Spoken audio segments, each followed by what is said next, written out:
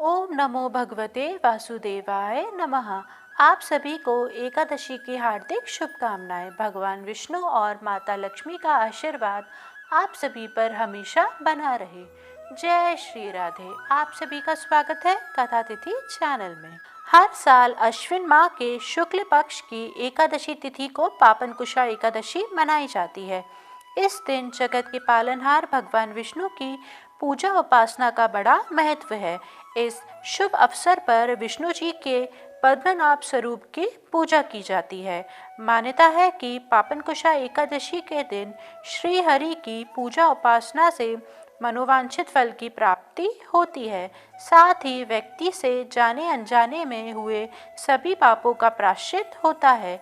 कहा जाता है कि पापनकुशा एकादशी का व्रत रखने से जातक को 1000 अश्वमेध और 100 सूर्य यज्ञ करने के समान शुभ फलों की प्राप्ति होती है। इस साल पापनकुशा एकादशी का व्रत 25 अक्टूबर को रखा जाएगा। अश्विन शुक्ल एकादशी तिथि शुरू होगी 24 अक्टूबर को दोपहर 3:14 से और इसकी समाप्ति होगी 25 अक्टूबर को दोपहर 12:32 पर। एकादशी की व्रत कथा सुनने से पहले आइए व्रत पारण कब और कैसे करें, व्रत के नियम और पूजा विधि के बारे में जान लेते हैं। एकादशी का व्रत भगवान विष्णु के निमित्त रखा जाता है। हर मास में एकादशी आती है और मास के अनुसार एकादशी व्रत का महात्म्य भी बढ़ जाता है। एकादशी व्रत करने के लिए दशमी के दिन से व्रत के नियम लग जाते हैं जो द्वादशी तक चलते हैं। दशमी से लेकर द्वादशी तक व्रत के नियमों का पालन यदि मनुष्य नहीं करते तो इससे उन्हें व्रत का पूरा पुण्य लाभ नहीं मिलता। पापनकुशा एकादशी व्रत का पारण सुबह 6:28 से लेकर सुबह 8:43 तक किया जा सकेगा। एकादशी व्रत के अगले दिन सूर्योदय के बाद पारण किया जाता है।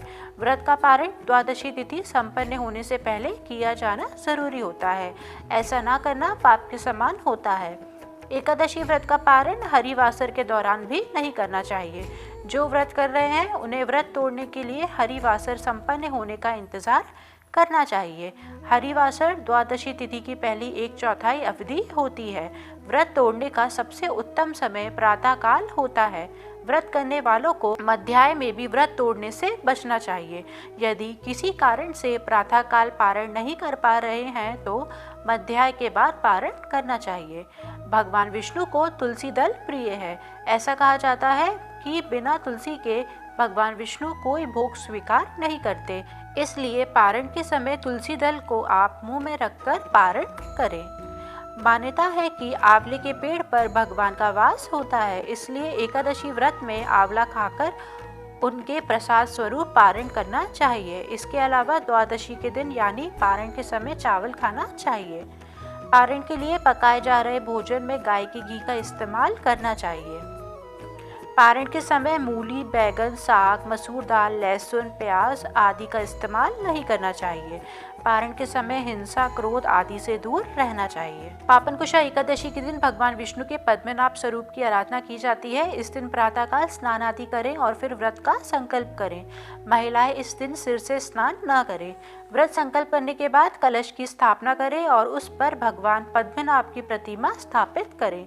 चित्र भी रख सकते हैं। पंचामृत से प्रतिमा को स्नान कराएं, चंदन से तिलक करें, नैवेद्य चढ़ाएं। इसके बाद फल फूल अर्पित करें और फिर धूप दीप से आरती करें। इस दिन योग्य विद्वान ब्राह्मण से भी आप पूजन करवा सकते हैं। दिन भर उपवास करें और फिर संध्या आरती कर फलहार करें।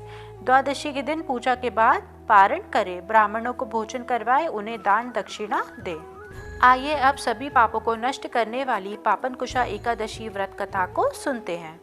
प्राचीन समय में विंध्य पर्वत पर क्रोधन नामक एक बहेलिया रहता था। वह बड़ा क्रूर था। उसका सारा जीवन हिंसा, लूटपाट, मद्यपान और गलत संगति पापों कर्मों में बीता। जब उसका अंतिम समय आया तब यमराज के दूत बहेलिये को लेने आए और यमदूत ने बहेलिये से कहा कि कल तुम्हारे जीवन का अंतिम दिन है और हम तुम्हें कल लेने आएंगे। यह बात सुनकर बहेलिया बहुत भयभीत हो गया और महर्षि अंगिरा के आश्रम में पहुंचा और महर्षि अंगिरा के चरणों पर गिरकर प्रार्थना करने लगा। हे ऋषिवर, मैंने जीवन भर पाप कर्म ही किए हैं। कृपा कर मुझे कोई ऐसा उपाय बताएं जिससे मेरे सारे पाप मिट जाए और मोक्ष की प्राप्ति हो जाए।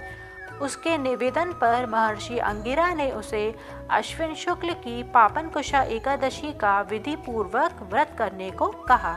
महर्षि अंगिरा के कहे अनुसार उस बहेलिये ने यह व्रत किया और किए गए सारे पापों से छुटकारा पा लिया और इस व्रत पूजन के फल से भगवान की कृपा से वह विष्णु लोक को गया। जब यमराज के यमदूत ने इस चमत्कार को देखा तो वह बहेलिया को बिना लिए ही यमलोक वापस लौट गए। बोलिए जय श्री हरि। अगर आपको यह वीडियो पसंद आया हो तो मेरे वीडियो को लाइक और चैनल को सब्सक्राइब जरूर करें। जय श्री राधे।